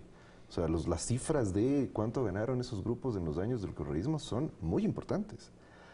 En un momento de crisis, la cuestión es, ¿el ajuste va hacia arriba o hacia abajo? Es decir, vamos a exigir que estos grupos que se han beneficiado del esfuerzo colectivo de estos 10 años reviertan un poco para favorecer, y no estoy pensando solo en el subsidio a los sectores populares, a las clases trabajadoras, estoy pensando en si van a redistribuir un poco para que haya un viraje en el modelo que favorezca y fortalezca a la economía de los pequeños y medianos empresarios, por ejemplo, y a la economía popular y solidaria. Es decir, ¿en qué medida el empresariado está dispuesto a seguir ganando? Nadie dice que no lo haga, pero con una mayor democratización de la economía. Y yo concuerdo en que sí, el correísmo ya dio señales de frenar la posibilidad de democratizar la economía. El problema es que se supondría que Lenín Moreno podría profundizar ese proceso o digamos, el proceso de democratización. La pregunta sería, ¿o van a darle continuidad a la idea de que hay que más bien frenar cualquier intento de democratización de la economía? Ahora, pero ¿qué tan eficiente puede ser la conformación de estos consejos consultivos y el diálogo nacional en términos de consensuar una hoja de ruta que más allá, que siempre tendrá principios políticos o bases políticas, más allá de eso, haya un una agenda de consenso que permita poder lograr esa distribución, redistribución y captar la inversión. Ahí yo señalaría el otro problema que a mi modo de ver está en juego en esto, que es el problema de la institucionalidad política del país, en donde también yo veo signos de posibles retrocesos. Vamos a dar el beneficio de la duda y digamos que esto es solo un periodo de transición, pero hay signos... Bueno, todavía es poco tiempo. Claro, sí, pero ha sido abrumador. Yo al rato tengo la sensación de que ha sido muchísimo más que un mes. Cuando uno dice apenas un mes es increíble. Pero bueno, ¿a qué iba con esto? El tema es que una de las cosas más importantes que avanzó la Revolución Ciudadana en el periodo anterior fue aquello de institucionalizar el país. Es decir, en un país acostumbrado a un Estado que funcionaba casi como oficina de grupos de interés, es decir, que lo tenían secuestrado y en donde todo pasaba por negociaciones particularizadas y por la entrega permanente de prebendas. Poner un Estado que funciona, que toma distancia de los intereses particulares, que se convierte de alguna manera, con muchas dificultades, en el espacio, y no de manera completa, pero se convierte en el espacio institucional del funcionamiento de lo público, en donde son necesarias ciertas mediaciones para que se procesen los intereses particulares. Ese es un enorme avance, porque además la historia republicana del Ecuador estuvo caracterizada por ese tipo de Estado, ese Estado que regalaba cosas, que negociaba con todo el mundo. Entonces, ese es un enorme avance. Igual, en línea de continuidad, uno supondría que el proyecto del morenismo tendría que ser un proyecto que apuntale ese proceso de institucionalidad. Es decir, pongo un ejemplo muy concreto. El problema de la Revolución Ciudadana bajo el liderazgo de Correa, uno de los más graves problemas fue los escasos, más bien dicho, los fuertes límites y las escasas posibilidades de una participación más democrática de la sociedad, ¿sí? Habría que profundizar. Yo no soy partidario, después de haberlo pensado mucho, yo inicialmente pensaba que sí había que eliminar el Consejo de Participación Ciudadana, ahora lo dudo, porque digo, quizá lo que habría que hacer es impulsar un proceso de mecanismos democráticos de participación que eviten que la acción del Consejo sea inocua. Pero ¿eso qué significa? O sea, es hacerlo con los que han estado excluidos todo el tiempo de la participación política, no con los que han estado metidos siempre en la participación política, y no con la creación de comisiones ad hoc, juntas notables, etcétera, todo lo que se está haciendo, que podría más bien vulnerar la institucionalidad democrática. Es decir, creas un consejo consultivo para la política tributaria cuando tienes a una de las instituciones más eficientes del Estado, que es el Servicio de Rentas Internas, que es quien debería definir la política tributaria. Lo creas además con los empresarios. Ahí no están, creo que hay un grupo de pequeños empresarios, pero no está la economía popular y solidaria. No están los sectores sociales, que si en últimas la idea es hagamos un diálogo nacional sobre todo. No, es la clásica lógica del Estado anterior. Los empresarios manejando el sector productivo, la banca manejando las finanzas, los sectores sociales encargados de pequeñas cositas que se les entregaba directamente, como la educación bilingüe o alguna cosa parecida. Me parece que ahí hay riesgos. ¿Ves que hay una migración entonces de la izquierda al centro? Sí, bueno, ese ha sido un proceso nacional, ¿no? Es decir, yo creo que yo encuentro como punto de inflexión, creo que ese fue el medidor, el calibrador de cómo estaba el país en términos políticos. Y me parece que fue lo de la ley de herencia y plusvalía. Eso pegó, primero le pegó un frenazo al propio correísmo, ¿no? Es decir, a mí me parece que justo lo que decías, este momento anterior en el que ya empiezan a pensar en que hay que ceder un poco, a mí me parece que tiene como punto de arranque aquello. Pero creo que toda la sociedad se fue un poco más hacia el centro o un poco más a la derecha. A mí me parece que, recuperando lo que dice un politólogo colombiano respecto de cómo está la sociedad colombiana en el proceso de paz, Francisco Gutiérrez, él señalaba que en Colombia no ocurre una polarización, es decir, no es que los dos extremos se van a unir. Ahí puede haber un comportamiento cultural, mi querido David. Es decir, si la redistribución fue efectiva y yo paso a la clase media, ahora ya no necesito el discurso de los subsidios o de la política de transferencias económicas o de la distribución y redistribución, porque ya accedí a la clase media. Entonces, ahí puede haber también un comportamiento cultural. No, estoy de acuerdo, o sea, hay un tema de cultura política, precisamente. Además, por la razón que te decía antes, es decir, la famosa polarización no es tanto una polarización, es decir, no es tanto un extremo de posiciones, sino más bien una derechización de la sociedad en general. Ahora, y por efectos de tiempo, ¿cuál va a ser el futuro de Alianza País? Porque si bien es obvio y evidente que el presidente Moreno establece diferenciación con el presidente Correa, los tuits lo dicen así, o sea, ahí no estamos interpretando, eso es muy claro. El presidente Correa también ya establece diferenciación con el gobierno de Lenín Moreno, es más, y pone el dedo en la llaga en relación al tema de Senel, diciendo se ha entregado al Bucaramato una cuota de poder, es decir, estaría compartiendo el poder. El gobierno dice, no, son funcionarios de larga data, incluso vienen del gobierno anterior. ¿Qué va a pasar entonces con la Alianza País? A ver, yo creo que hay dos escenarios posibles, obviamente, los más lógicos, digamos, el que puedan resolver sus diferencias internas y puedan reconstituir la unidad, que me parece el menos probable, la verdad, desde mi perspectiva. Creo que ya el conflicto es tan evidente que son tensiones que han estado siempre ahí, es decir, no vamos a están más visibles ahora. Pero lo de ahora se ha convertido ya en una confrontación. Sí. O sea, ya no son solo tensiones, ya no son solo diferencias, es una confrontación. El escenario se avisora interesante desde una perspectiva, es decir, puede ser que ocurra una ruptura dentro del país y uno puede terminar viendo a Correa y al correísmo en la oposición, lo cual va a ser un fenómeno político muy interesante, es decir, porque creo que inédito, como muchos de los fenómenos que hemos vivido en estos 10 años, creo que inédito además en la historia política del país, es decir, porque uno podía tener al velasquismo, por ejemplo, en la oposición, pero el velasquismo era una fuerza débil, el líder estaba afuera, es decir, no tiene nada que ver con Correa, la imagen de Correa y la posible fuerza política que puede tener. Pero este choque de trenes entre un expresidente y un presidente de una misma línea, por lo menos, me refiero más que de una línea o de un mismo movimiento político, o puede destruir o puede fortalecer al partido, o puede renacer algo parecido al peronismo en Argentina. Creo que la tercera opción es la correcta, creo que va a surgir un nuevo fenómeno político de todo esto. David Chávez, muchas gracias por estar con nosotros. Bueno, esto fue Pensamiento Crítico, soy Carlos Rabascal, como siempre ustedes sacan las conclusiones, estos son tan solo los insumos para ustedes. Un fuerte abrazo.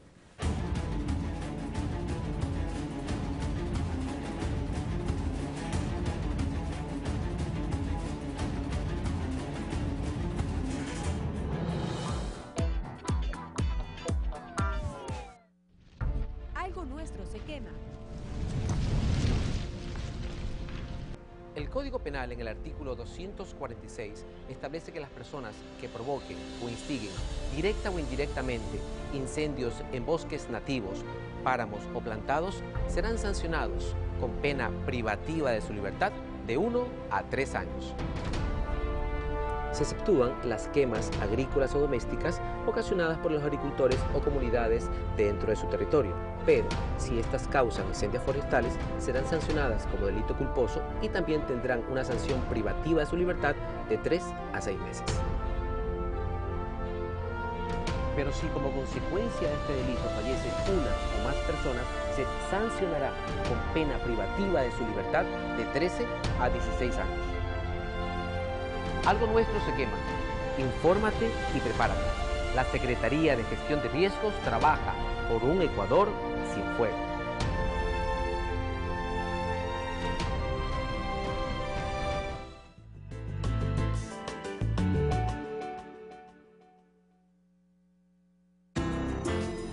Un diálogo ameno, con temas de actualidad, con el análisis y la opinión de sus protagonistas.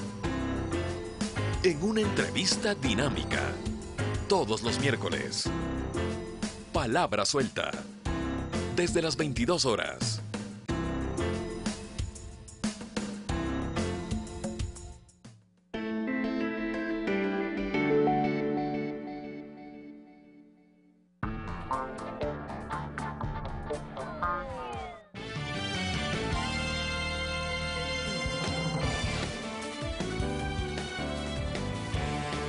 En este inicio de semana tenemos más noticias para compartir con todos ustedes. Me acompaña Abraham Verduga, esta vez desde el puerto principal en la ciudad de Guayaquil. Abraham, buen día.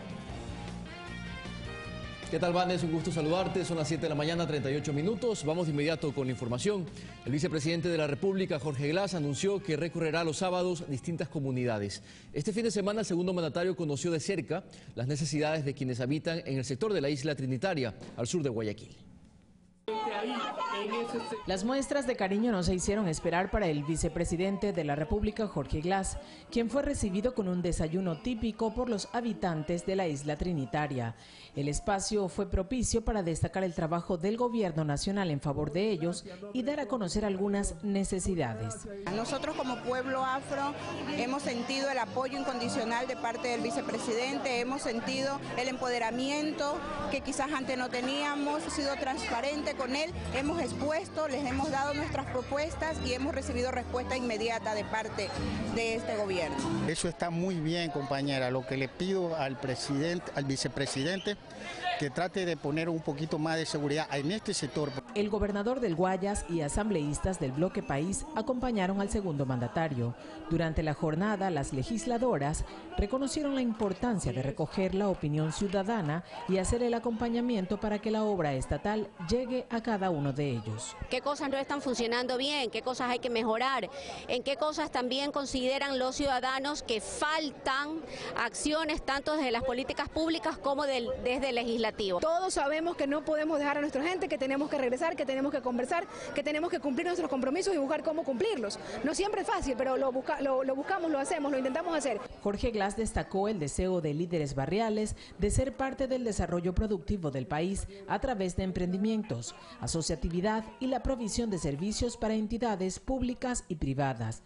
Para ello ya se trabaja en establecer un compromiso. La acción colectiva, y queremos ser parte de eso, queremos apoyarlos dentro del financiamiento que vamos a lanzar a través de la banca pública y de banca de segundo piso para los pequeños emprendedores. Los recorridos llegarán a distintos puntos del país. En Guayaquil, Guadalupe Ayoví, Ecuador TV. Tanto Jorge Glass como Esteban Albornoz rechazaron las presuntas pruebas presentadas en su contra dentro del denominado caso Caminosca. Ejemplo de ello sería el fallo del Tribunal de Estados Unidos en el proceso que por corrupción se resolvió sobre la empresa. La semana que concluye sirvió para insistir en la no recepción de coimas a cambio de contratos públicos con la empresa Caminosca por parte de los supuestos beneficiarios. Es por ello que el vicepresidente Jorge Glass acudió a la Fiscalía a rendir su versión libre y voluntaria sobre el caso. Y nosotros, como gobierno, primero hemos sido los primeros en denunciar y somos los primeros en comparecer como corresponde a las distintas instancias. Por su parte, Esteban Albornoz, actual asambleísta y exministro de Electricidad, también acusado por sectores de oposición, ofreció varias declaraciones sobre la falta de pruebas en su contra, así como una supuesta mutilación de documentos para insistir en las denuncias. Uso doloso de un documento, el documento completo es este, uso doloso de un documento. Se induce al error a la justicia. El tema impulsado por varios asambleístas del movimiento Creo no es nuevo, sino la continuación de una acusación realizada en campaña por el entonces presidenciable Guillermo Lasso, quien incluso retó a Jorge Glass a presentar una declaración juramentada sobre el tema. Y la he suscrito delante de los medios de comunicación. Quien nada debe, nada teme.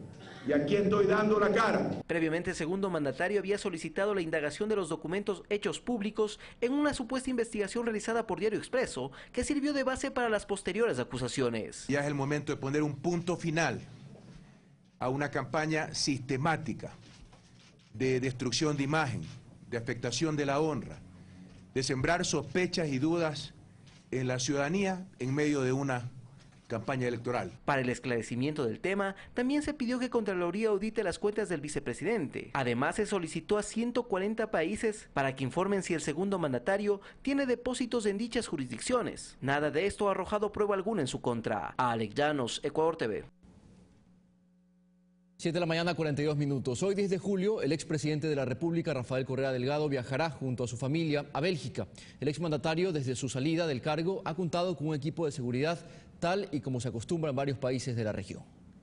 Tal y como en varias ocasiones lo anunció, Rafael Correa viajará a Bélgica, país de nacimiento de su esposa. Lo hará este lunes 10 de julio precisamente acompañado de su cónyuge y su hijo menor Miguel. Se espera que el exmandatario arribe en horas de la tarde a la terminal aérea de Tababela, lugar en el cual miles de sus seguidores se han convocado a partir de las 13 horas para despedir al líder histórico del proyecto denominado Revolución Ciudadana. Desde su salida del cargo el pasado 24 de mayo, el expresidente ha contado con un equipo de seguridad, lo cual ha generado críticas de sus detractores.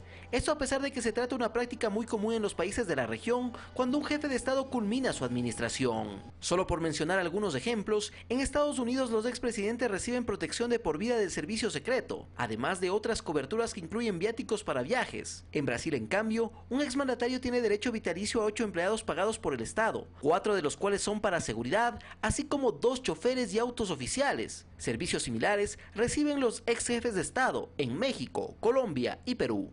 Alex Llanos, Ecuador TV. En otro tema, a través de comunicados en Twitter, la alianza por época electoral formaron Creo Suma llegó a su fin. La votación de respaldo a la ley de paraísos fiscales del partido del alcalde de Quito, Mauricio Rodas, fue la causa.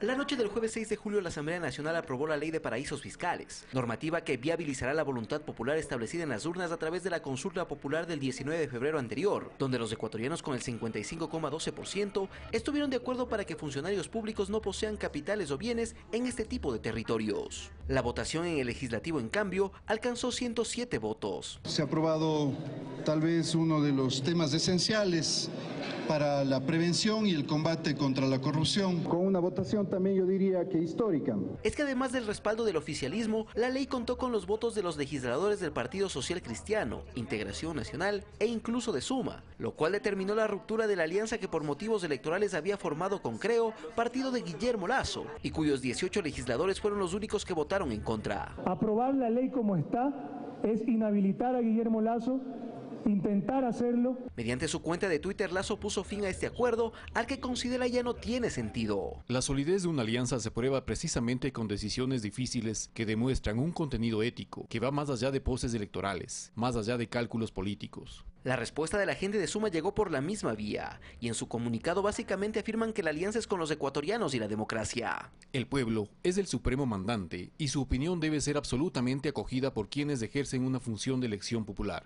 Contestación que generó otros reclamos de quienes fueran colaboradores de Rodas al inicio de su gestión. Es el caso del exsecretario de Desarrollo Productivo Juan Carlos Holguín, quien señaló: Lo digo claro y fuerte, Rodas es una vergüenza para la política, con P mayúscula. Hay que tener decencia y honestidad en todo sentido. De esta forma, Mauricio Rodas continúa restando respaldo si se toma en cuenta que en la semana que concluye la concejal Carla Ceballos se desafilió de Suma por, entre otras cosas, la alianza con Creo, la cual según ella nunca habría sido socializada con los militantes. Alex Llanos, Ecuador TV. La posibilidad de solicitar el criterio de un menor de edad en custodia dentro del proceso judicial es uno de los temas de mayor debate que se genera en el proyecto de reforma al Código de la Niñez y Adolescencia. La idea primordial sigue siendo el respeto al interés superior del niño. Por eso, a criterio de las autoridades, no se puede hablar del archivo de la reforma, sino un diálogo amplio y de construcción de las modificaciones al Código de la Niñez y Adolescencia. Con esa premisa, la presidenta de la Comisión Legislativa de Justicia, Marcela Guiñaga, considera que hay un tema técnico a tomar en cuenta durante este debate. En el ámbito de que no se le pide la opinión a los menores cuando están en edad de hacerlo. ¿Con qué padre o con qué madre quisieran quedarse a vivir? Creo que ese es un problema técnico que hay que corregir. El tema podría dar esta facultad a los jueces, algo que desde la Judicatura, su titular Gustavo Yalc, afirma están preparados para tan delicada competencia. Bueno, para eso están los jueces, justamente para evaluar todos los elementos que sin victimizar a nadie le permitan tener mayores elementos para poder decidir. Yalc recalca que la clave siempre será un trato particular para cada caso. Que no se puede establecer un enlatado que sirve para todo. El juez tiene que tener capacidad de decisión, sin duda, formación para poder decidir, elementos jurídicos para poderlo hacer, y yo creo que es válido que haya estas reflexiones y estas posibles reformas. Pero este aspecto, que será parte del debate, también deberá incluir un proceso previo de mediación, algo que se tiene claro en el legislativo. El proyecto también establece la obligación de que vayan a mediación para bajar las tensiones entre las partes. Recordemos que los progenitores van a ser progenitores hasta el último de sus días. Según las autoridades de justicia, la mediación ha tenido un impacto positivo en la resolución de estos procesos de patria compartida. Alex Llanos, Ecuador TV. 7 de la mañana, 47 minutos. El sueño histórico de los maravitas de contar con agua potable comienza a cristalizarse gracias al acueducto de la represa La Esperanza, construida por la empresa Refinería del Pacífico. En el cantón Manavita Montecristi no se puede creer que luego de toda una vida sin agua potable, esta realidad por fin queda en el pasado. Para nosotros llevar el agua a nuestros hogares, a nuestra casa, a nuestra familia, me tocó la oportunidad de llevar en carreta. Otros lo hacían en burrito. La planta, por primera vez, única en la historia de Montecristi, tiene un costo alrededor de 2,5 millones y está en un 95% de montaje. Igual expectativa se tiene en Jaramijó, donde ya se tiene avanzada la construcción de la planta de agua, cuya inversión fue realizada con una participación mixta entre el gobierno central con el 80% y el 20% restante por parte del autónomo descentralizado. Que nos va a permitir solucionar un problema de toda la historia de nuestro cantón, esto es tener agua en forma permanente y de buena calidad. Es una noticia muy agradable saber que vamos allá a terminar esta deficiencia de agua que tenemos. Aunque la primera localidad que ya se beneficia de esta obra, desarrollada por la Refinería del Pacífico, es la ciudad de Manta. Con esto vamos a garantizar el suministro de agua potable para la ciudad de Manta del presente y del futuro de 25 años. Solo el desastre natural de abril de 2016 retrasó este anhelo de los cantones manavitas, pero superado este inconveniente los plazos están definidos. Tengo entendido que el municipio de Montecristi estará listo, o la planta potabilizadora de ese municipio estará lista en este mes, a fines de este mes de julio, y el de Jaramijó estará listo entre octubre y noviembre del presente año. 48.000 metros cúbicos de agua cruda diarios serán entregados desde el acueducto La Esperanza a Refinería del Pacífico, beneficiando a más de 300.000 personas. Alex Llanos, Ecuador TV. Otro tema, los estudiantes que no aprobaron el año en el periodo regular deberán rendir los exámenes supletorios hasta finales de este mes, mientras que los remediales y de gracia se tomarán en el mes de agosto. En la segunda parte tenemos 4 ejercicios. Los estudiantes que no alcanzaron la nota de 7 en una o varias materias deberán rendir evaluaciones supletorias. Para ello asisten a clases de recuperación, según explica la rectora del Colegio 24 de Mayo, Nelly Miño. 15 días en donde ellos pueden solventar sus dudas, sus inquietudes, sus desfases. Además, para afrontar este reto académico se recomienda utilizar adecuadas técnicas de estudio. Por ejemplo, que cuando se haga una lectura, los chicos tienen que subrayar, por ejemplo, hacer mapas conceptuales, definir a veces dibujos para poder aprender. Pero esas son estrategias que cada estudiante lo va desarrollando y por eso es importante el acompañamiento de la familia. Las fechas establecidas para estos exámenes son del 11 al 13 de julio para los estudiantes de tercero de bachillerato y del 24 al 26 para los que cursan hasta el segundo de bachillerato. Si le faltaron décimas con décimas, el chico tiene que quedarse para remedial. Tienen que prepararse porque los exámenes son pruebas de base estructurada que han sido ya preelaborados por la Junta Académica. Quienes no alcancen una nota de 7 pasarán a rendir remediales, para cuya preparación se enviará un cronograma de estudio. La prueba se tomará del 21 al 23 de agosto. Aquí, como en las etapas anteriores, el acompañamiento familiar es fundamental, según el psicólogo educativo Carlos Gonzaga. Es importante que brinde seguridad, que brinde confianza y sobre todo que eleve la autoestima de su hijo, porque el hecho de enfrentarse a un examen supletorio implica necesariamente creer en cada uno de ellos. Si no se aprueba el remedial en una sola materia, todavía existe la posibilidad en los exámenes de gracia, que este año serán el 28 de agosto, antes de que se inicie el nuevo periodo escolar. Si se queda en más de una, pierde el año. Según el análisis del Colegio 24 de Mayo, este año se redujo el número de estudiantes que rinden estas pruebas de gracia. Sofía Montoya, Ecuador TV. La Secretaría Nacional de Educación Superior, Ciencia, Tecnología e Innovación informó que a partir del próximo 20 de julio se darán a conocer los procedimientos de postulación y acceso a universidades e institutos técnicos y tecnológicos sobre la base del examen Ser Bachiller, así como otras variables obtenidas por el organismo. Solicitó además que la ciudadanía tome en cuenta la información oficial que será emitida por la CENESID. En Guayaquil, la organización Latin King contó un poco más de su historia y cultura, el trabajo con la ciudadanía y el aporte a la lucha que tiene el gobierno nacional para combatir el problema social de las drogas fueron expuestos en una casa abierta. Los Latin King acogen en la Casa Urbana de Guayaquil a todo tipo de organizaciones para trabajar por el bien de la comunidad. Así lo destaca el asambleísta provincial Ronnie Aliaga. Esto aquí es donde confluyen y nosotros lo que hacemos es gestionar a través de la experticia que tienen o el profesionalismo que pueden tener miembros de nuestra organización, cursos gratuitos para la ciudadanía. De manera gratuita se brindan cursos de peluquería, barbería, limpieza, entre otros. La Casa Urbana de Guayaquil cuenta además con un estudio de grabación para potenciar a nuevos talentos musicales. Claro que en otro tiempo éramos un problema, ahora somos solución.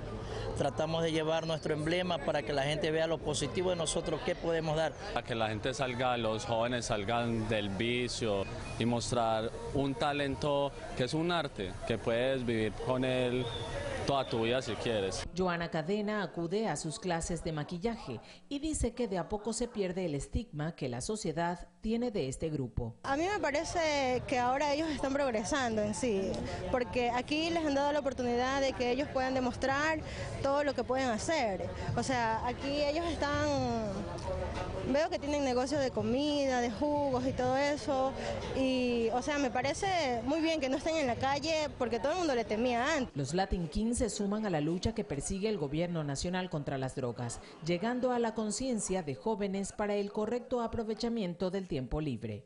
hemos sido formados como preventólogos del consumo de drogas. Es decir, que nosotros tenemos un conocimiento cómo acercarnos a hablar con un joven, con un adulto que está inmerso en el mundo de las drogas, para poder encaminarlo a que reciba una atención como es debida. En Guayaquil, Guadalupe Ayoví, Ecuador TV.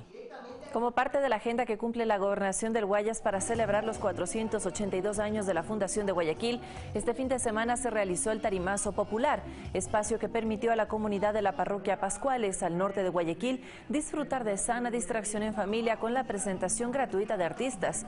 A lo largo de julio se desarrollarán diferentes actividades como ferias ciudadanas y campeonatos de indoor en los sectores más populares de la urbe porteña. 7 de la mañana, 54 minutos. Crece la expectativa entre los ciudadanos a la espera de que se aplique la ordenanza propuesta por el Consejo de Seguridad Ciudadana al municipio de Guayaquil con relación a los controles que se realizan a las motocicletas que circulan en el puerto principal, tomando en cuenta que el 60% de los delitos se realizan a bordo de este tipo de vehículos. Motociclistas y ciudadanía en general aprueban que se intensifiquen los operativos en motos, pues destacan que la medida es urgente y necesaria para disminuir el índice de delitos. Andan dos en moto, 3 en moto y eso debería ser regulado también.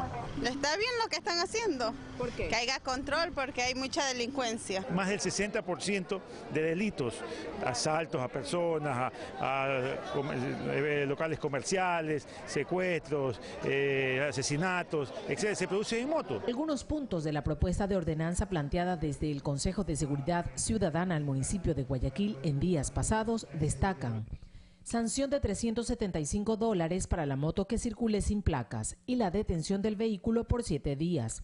Las comercializadoras venderán la moto con matrícula, placa y sistema de rastreo satelital GPS. La Policía Nacional tendrá la potestad de realizar detención para investigación a motos con 2 ocupantes de 16 a 5 horas. Gente que quizás ni siquiera debería andar en estos vehículos, sean controladas, qué sé yo, con quizás que salga una moto con una matrícula, que vean que son gente decente, que sean gente que puede inclusive desde pagar la moto, porque quizás esos mismos sean los delincuentes. Porque a veces pongamos autopista Terminal Pascuales, mucha delincuencia, 2 en moto, sin placa. Olvídese que ese es delito seguro. El gobernador del Guayas, José Francisco Ceballos, indicó que la tarea de los controles será en conjunto con la Policía Nacional y la Agencia de Tránsito Municipal. Sabemos la problemática, no es la solución total, no es la solución radical, es una estrategia más que se suma al plan macro de control a la delincuencia, al combate a la delincuencia a nivel de ciudad. Al momento se espera que esta propuesta sea aprobada por el Cabildo porteño para su óptima ejecución. Guadalupe Ayoví, Ecuador TV. Y con el fin de frenar la delincuencia en el puerto principal se suma al trabajo que hace la Policía Nacional y las Fuerzas Armadas la implementación de drones que complementarán la tarea de registro de autos y conductores que circulan por las distintas vías de la urbe. Los aparatos llegan a una altura de 200 metros y distancia de 5.000 metros con baterías que duran hasta 30 minutos y muestran una resolución 4K. Aquí estamos las instituciones de seguridad del Estado unidas para dar una mejor percepción de seguridad a la ciudadanía. Se suma la tecnología al contingente humano que estamos aquí laborando en este sector de Guayaquil. Hemos estado utilizando para reconocimiento de las áreas estratégicas que cumple Fuerzas Armadas en apoyo. Desde la Veeduría Ciudadana para la Regularización de Taxis en Quito se respalda la futura ordenanza que legalizará más de 8.600 unidades. Sin embargo, considera que debe ser la autoridad la que otorgue los nombres debido a posibles casos de extorsión. Este martes se debatirá el tema en el Consejo Metropolitano. Sobre la ordenanza que este martes se debate en segunda instancia en el Consejo Metropolitano para la regularización de 8.693 taxis, el integrante de la Veeduría Ciudadana sobre el tema, Guillermo Abad, no tiene ningún reparo. El estudio técnico avaló este número. Además, considera que esto no significa un aumento de unidades, pues las mismas están ya en las calles. A él lo que le llama la atención es que habría 5.000 vehículos más que estarían ejerciendo esta actividad en la ciudad, número que no será tomado en cuenta para este proceso, a pesar de reunir los parámetros para hacer legalizados. Esos 8.693 ya estaban ungidos, ya estaban preseleccionados y hemos podido detectar que hay una gran cantidad de personas inescrupulosas, tramitadores, que cobran por el proceso y con ese cobro les garantizan estar entre los 8.693. Es por ello que en la sesión lo que espera plantear es lo siguiente. Lo que no se les puede aceptar es que ellos traigan los nombres de los socios. Es la autoridad quien les debe asignar los socios. Desde el taxismo legal e ilegal de la capital ya se ha dado su respaldo a la aprobación de la ordenanza, la cual contaría con los votos necesarios. Tenemos conocimiento que hay varios concejales de Alianza País que sí están apoyando a que la ordenanza sea aprobada en segundo y definitivo debate. Los 8.693 taxis se sumarán a los más de 16.000 que se encuentran operando legalmente en Quito, con lo cual la capital tendría una oferta de 24.000 unidades. Alex Llanos, Ecuador TV.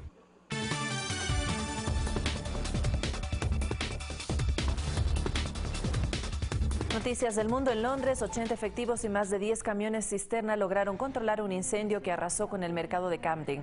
Las llamas se registraron en horas de la madrugada de este lunes. Según las autoridades, se ha logrado controlar las llamas, aunque todavía existen focos pequeños del incendio. De momento se desconocen las causas que provocaron el fuego y aún no hay reportes de heridos o víctimas mortales. El cardenal George Pell, considerado como el número 3 del Vaticano, regresó hoy a Australia para preparar su defensa contra la acusación de abuso de menores y comparecer ante un tribunal en Melbourne. La Policía de Estado presentó a finales del mes de mayo cargos formales contra este religioso. El máximo representante de la Iglesia Católica Australiana es sospechoso de haber abusado sexualmente de menores de edad cuando era sacerdote de Ballarat desde 1976 a 1980 y cuando fue arzobispo de Melbourne en el año 1996. 6 heridos dejó un ataque de disidentes de las FARC en Colombia, mientras que Corea del Sur recibe un nuevo submarino para contrarrestar ensayos de misiles por parte de Corea del Norte. Aquí nuestro resumen de Noticias del Mundo. Al menos 2 soldados y 4 civiles resultaron heridos en un ataque con explosivos perpetrado por una de las disidencias de la guerrilla de las FARC en una zona rural de San José del Guaviare. El artefacto explosivo fue activado al paso de una patrulla que se encontraba en la localidad de El Capricho, según el ejército colombiano en un comunicado. La 7ª ronda de negociación política sobre el conflicto sirio comenzó este lunes en Ginebra con la llegada del jefe de la delegación gubernamental Bashar Jafari y del enviado especial de Naciones Unidas Staffan de Mistura, mientras la calma prevalece en el sur del país gracias al segundo día de tregua acordado entre Estados Unidos, Rusia y Jordania.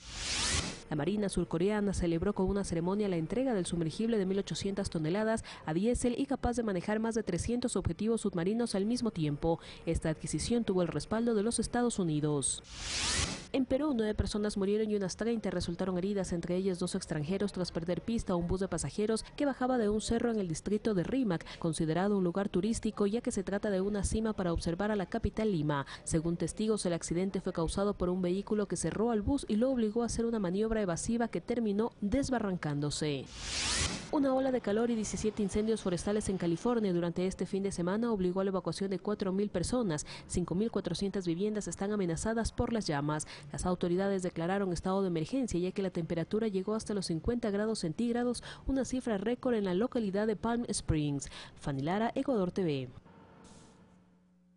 8 de la mañana, 2 minutos. De inmediato les mostramos los hechos que marcarán la jornada de este lunes en el segmento Lo que se viene. El presidente Lenín Moreno se reúne con los asambleístas de la izquierda democrática Vilma Andrada y René Yandún como parte del diálogo nacional, iniciativa del presidente de la República con todos los sectores del país. A las 9:30 de la mañana se dará una rueda de prensa en el Ministerio del Interior para dar a conocer el proceso de reclutamiento de la Policía Nacional 2017.